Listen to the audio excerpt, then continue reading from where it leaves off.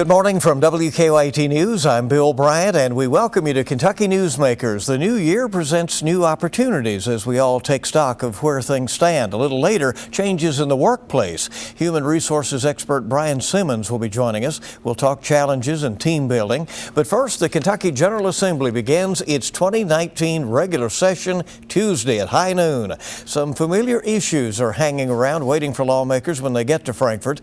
A failed two-day special session on pension reform came after the state Supreme Court struck down a pension bill that was passed last spring. So that issue is back. Lawmakers are also under some pressure to take another look at the sales tax extension that dragged nonprofits in for the extra levy. Charter school funding, some other issues are bumbling and bubbling out there, and Senate Majority Leader Damon Thayer is good enough to join us this morning and give us a preview. We appreciate you coming. Good morning. Thanks for having me, Bill. I do want to give condolence to you in the passing of your father, which unfortunately came just as that special session was being called in December. Thank you, Bill. Yeah. It was a sad holiday season for my family, but I do appreciate all the support from my Kentucky family and friends here. It's time to move on. Right. Let's talk about that session, which you think was a mistake for the governor to have called with the special session that went nowhere in 2 days. I do, and I want to start by saying that Matt Bevin is a great governor. He's been an answer to my prayers in terms of enacting policy and putting Kentucky on a positive trajectory for the future. But House and Senate leadership tried for 2 weeks to convince him not to call that special session. Right up until the minute it was called, we were trying to persuade him not to call it.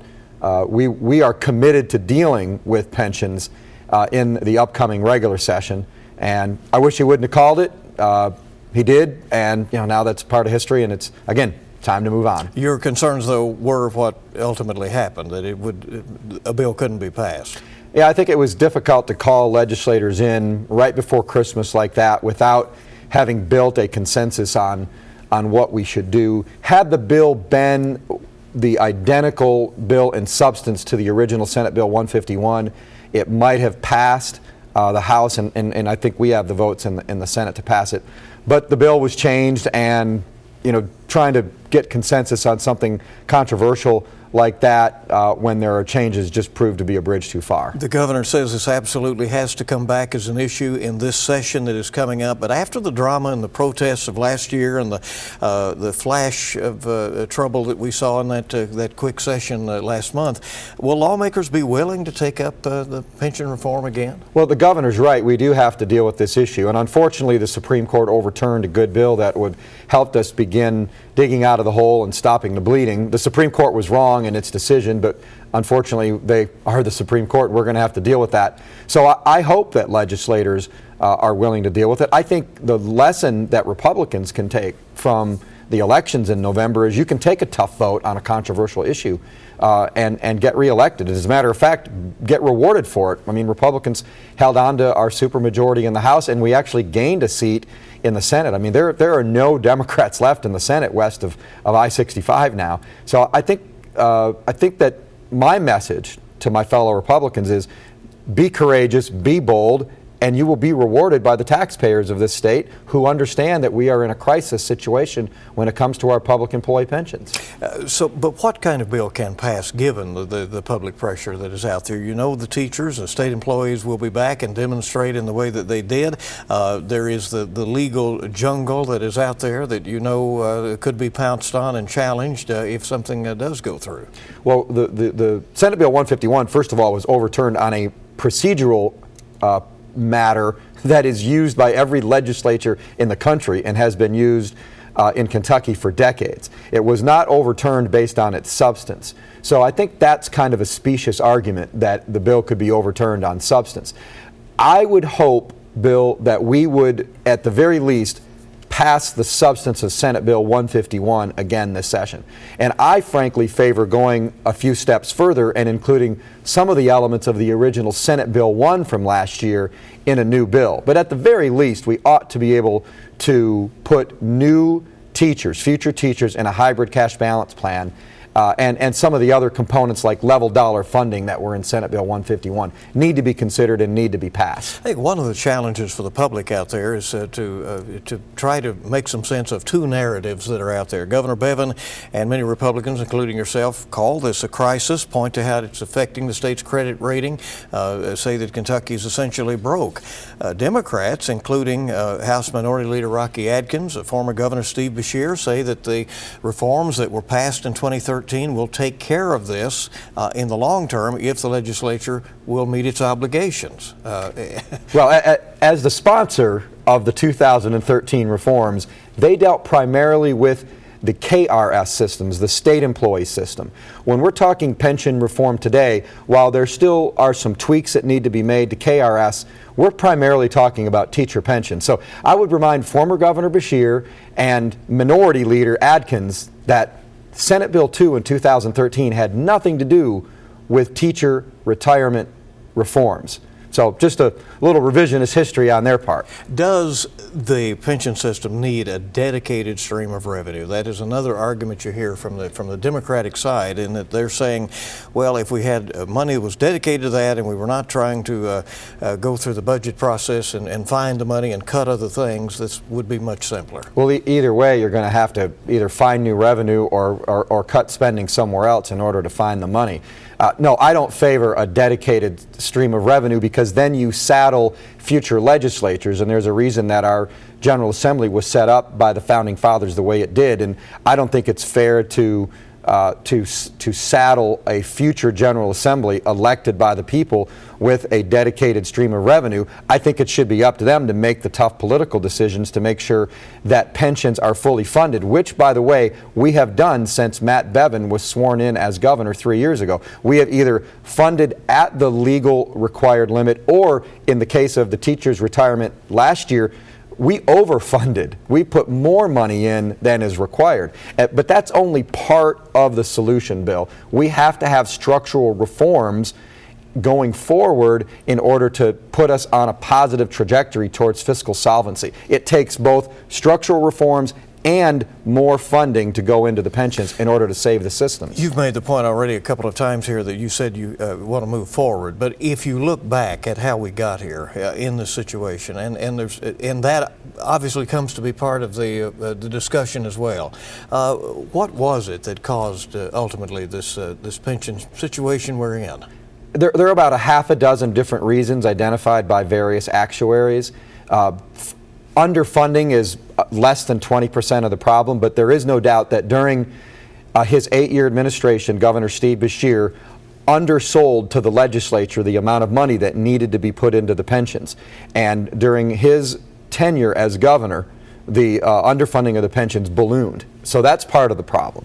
But other things like putting in new benefits that were never funded, putting money into bad investments that were decisions made by the KRS board, stock market crashes, all of those things led to the situation and that we're in. And also, people are living longer, Bill. When these pension systems were designed, people didn't have as long a life expectancy. Now we have public employee retirees who were living longer and receiving pension benefits for longer than they worked and contributed to the system. So all of these 5-6 different reasons have led to the $35 billion plus underfunding of our various public employee pension systems. To get revenue, Governor Bevin now indicates he's at least willing to listen to a debate about alternative sources of revenue. He says after the pension bill, and I guess he means after it's passed and signed, but that he would apparently be open to at least a discussion on things like marijuana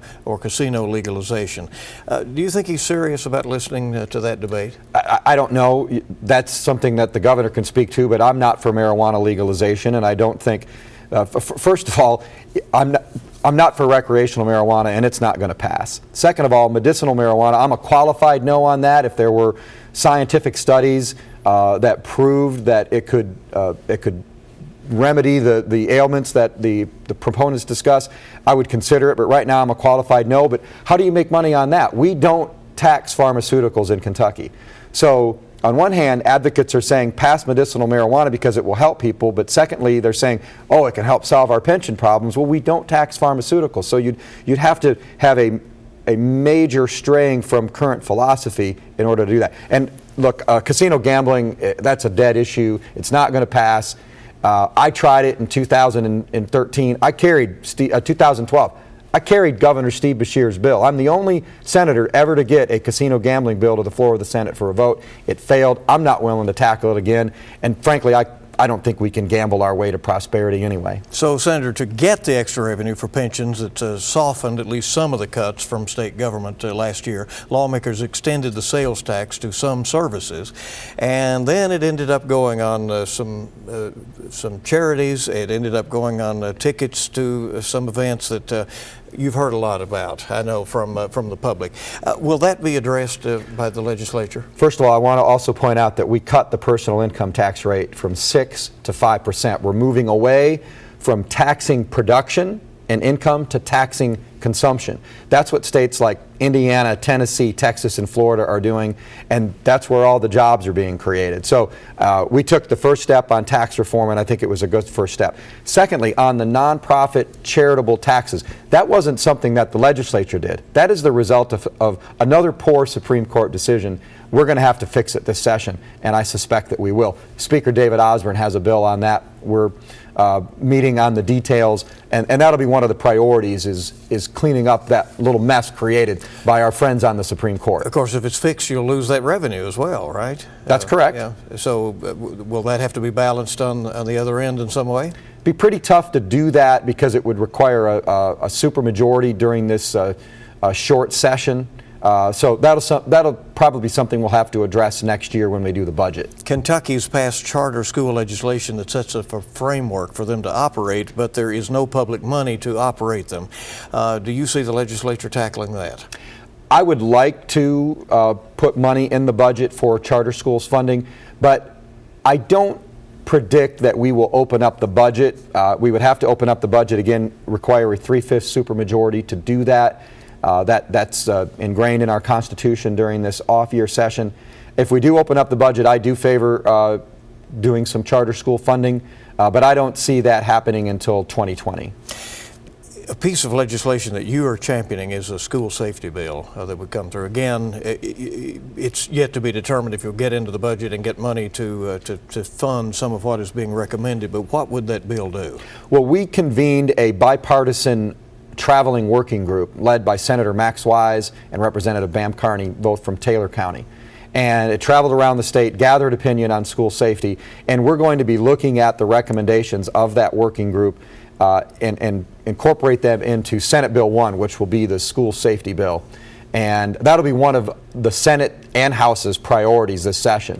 And we're going to look at things like training for school resource officers, mental health counseling, hardening the targets, making our schools more difficult to access for potential shooters. Of course, we're a year now from the tragic shooting in Marshall County, and these recommendations are a result of us convening that after that tragedy. Senator, this sounds like a statewide version of the local efforts of the Superintendent Manny Kalk in Fayette County, where he raised a property tax here and has over $13 million to apply to school safety.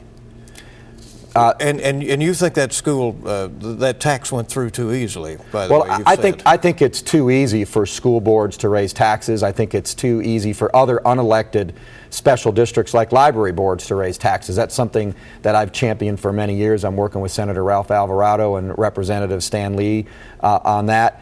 That was a big tax increase on the folks of Fayette County, but it's really a statewide issue when you consider how easy it is for school boards to raise taxes on property owners throughout the state. So I live in Scott County, so I'm very well aware of large tax increases put forth by the school board. So we're working on the substance of the bill and looking at the costs, but there is no doubt that the people of Kentucky want us to do something on school safety, and I think we will probably have a bill that will pass with bipartisan support by the time we adjourn at the end of March. You predict a productive session? I do, but I think it'll be more like the original intent of these short sessions. We deal with a couple of big bills, and a handful of smaller issues that are important to people. And so I don't want to raise expectations. I hope we do something on pensions, school safety, do some tweaks on tax reform, and those are really the big issues that I see us tackling this session. I think we need to be careful in getting into too many things during a short session. Senator Thayer, thanks for coming. Really Always good to be appreciate it here, very Bill. much. Thank you. Coming back in just a moment, human resources expert Brian Simmons will join us. We'll talk about where you work and what you plan to do as far as teamwork in the year ahead. We're back with that in a moment. Welcome back to Kentucky Newsmakers. A new year is a fresh chance to take a look at our priorities and how we spend our time and energy in the workplace. There are some tough realities and challenges out there. The addiction crisis keeps hitting the workplace hard. All forms of harassment have become epidemic with social media, the political climate, other trends maybe getting some of the blame. There is likely to be more automation in workplaces in the future. Brian Simmons is a longtime human resources expert and lively public speaker based here in Kentucky, and he's been talking also lately about putting super in supervisors. So a lot to discuss, and we thank you for coming, Brian. Oh, thanks for having me. Happy New Year to you. Oh, same to you. Good days all year long. There you go. So it's a fresh start, but some realities are still there, no doubt about it. The addiction crisis. You say that we may only be partially into the impact that we're going to see from this. Most definitely. We're only partially into it because when you look at the addiction awareness, first of all, has only hit. And it's in all forms, not just the opioid addiction, but there are several addictions in the workplace that cause the type of behaviors that are not appropriate for the workplace. So we're just becoming aware of these things. Now it has to play itself out. We're going to see the consequences and the ramifications, the medical costs associated with it, the loss in productivity. We've already seen the employment pool and the talent pool that's available already diminish and decrease because of that, as well as the attitude of the employers in feeling that they can't find anyone out there that can even pass a drug test. And you said that that has impact that we may not have thought about. We may not have thought about that because when you start looking and going behind that, you take that person out of the workplace, now the employer has no confidence that they can find somebody talented, so they do what they can with what they have, thus burdening other employees with double the work oftentimes of people that they need but just can't find. And then the other employees become stressed out, disengaged, profitability suffers, productivity suffers. It just becomes a domino effect. I know you tell employers they have to be part of the solution. Yes, they have to be part of the solution and focus on the recognition and most of all the development. First, I call it a 7-step process. You have to identify those behaviors that are needed in your organizations, and then you have to engage people long before you onboard them. You have to engage people into the company to know you have the type of culture that really can help people to be developed and grow into their roles and be helped along the way to deal with these type of social stressors that are coming into the workplace as well. I was looking at some of your material, and you talk about putting super in supervisors. What do you mean by that? Well, when you look at the word supervisor, I actually created and designed a course that several companies have gone through, and it focuses on the supervisor behaviors. Super is a compound word, supervisor. So, you know, super is what? It's great, it's wonderful, it's above average, better than normal. And then a visor, they always joke and say, well, it's just a hat, right? Yeah, it's a covering. So you're a covering for your employees, that covering for your company and your organization. So as a supervisor, you're supposed to be this great, wonderful, superior covering for your employees and your company. Because if you're not super, then you're just somebody covering a shift, I always say. So that needs to be taught. So what is being super? The behaviors of a role model supervisor and leader. How do they get them, and how do workers get, how does everybody get rowing in the same direction within an organization? Well, it comes from the top of the organization and then from all sides. We often look at the role models within the organization. So who are most visible in the organization? And that's why I encourage organizations to have culture champions. What are the standards of behavior for your organization that presents the positive image that you want, that generates the type of morale and culture that you want to have of respect, of trust among the supervisors, of the supervisors leading and fully developing people and looking out for the good that people do, not just for the bad. You have said that another workplace issue that is still flashing very brightly out there is harassment at all levels. And what is creating the environment for that? Is it that people are more aware of what has always gone on? Or, you know, I know you hear from time to time people are more likely to be offended by things that happen. Yeah, what has happened, we have a culmination of several things that have taken place. You have the awareness, the Me Too movement, which when that happened, I originally said, and it has panned out, that we are just at the tip of this thing. Because what has happened post from that comes the cases that we've seen played out in legislation and what some people feel may have been either legal inaction or action taken one way or the other. And again, it becomes divisive. So now you're dealing with issues of division in those things. You look at those type of cases that are happening, as well as the other just one-on-one issues with imperfect people in the workplace. We're not being tolerant of the inappropriate behaviors that used to be accepted. See, that's the thing. There were inappropriate behaviors in the workplace that used to be accepted, and we're no longer accepting those things. Not only are we not accepting them, we're putting them on social media, we're talking about them, we're bringing them out, but then there's the portion where some people are still fearful because they don't believe that their concerns will be addressed, or they feel that they'll be retaliated against. So when you look at the statistics from the Equal Employment Opportunity Commission that enforce the laws on harassment and discrimination, the retaliation charge is the one that has increased the most because people feel fearful to report these things. How are you telling companies to deal with that? Through definite training and radical transparency. Radical transparency is giving constant feedback in a factual manner on the type of behaviors that are appropriate in the workplace, but in a respectful manner. We oftentimes look at the fact that we have disciplinary procedures in our workplace, progressive discipline, but nobody has progressive recognition. We spend 97% of our time and resources focused on the 3% of the people that don't need to be in our organizations. Yet we miss all of those wonderful people that are engaged and are just waiting for us to recognize them, develop them professionally, and partner with them for the success of the organization. Brian Simmons is a human resources expert based here in Kentucky. We have more questions for him in a moment. How do companies hold on to those good employees? That's a key question I know many are facing out there. We're back on Kentucky Newsmakers in a moment. Welcome back to Kentucky Newsmakers from WKYT. We're visiting with Brian Simmons, a longtime human resources expert and team builder here in Kentucky. You go in, you do a lot of speaking to groups, to employees and employers. Employees, right? Employers, conferences, and we're speaking nationally now. So, and received my first international client too. So a lot of leadership development training. Congratulations. Thank you. You have also said that distractions in the workplace can come from within, but they certainly can be external too. Things people are reading about and seeing, trends that may be emerging that concern them. That's it, and that's really what has flooded the workplace so much now, because that information is so readily available.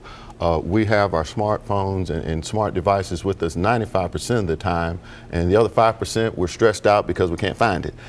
So those things are constantly feeding through the algorithms on social media, constantly notifying us of information that we're being bombarded with, and this affects us because it's bringing in these social stressors into the workplace. What do you do to try to at least alleviate that? Well, that's where we go into focusing on the positive things that people are doing, the positive recognition items that we need to put into the workplace, as well as the standards of behavior of the type of culture that we're trying to build. And when we say standards of behavior, literally meaning what are those behaviors of a positive workplace? What are those behaviors of a role model supervisor?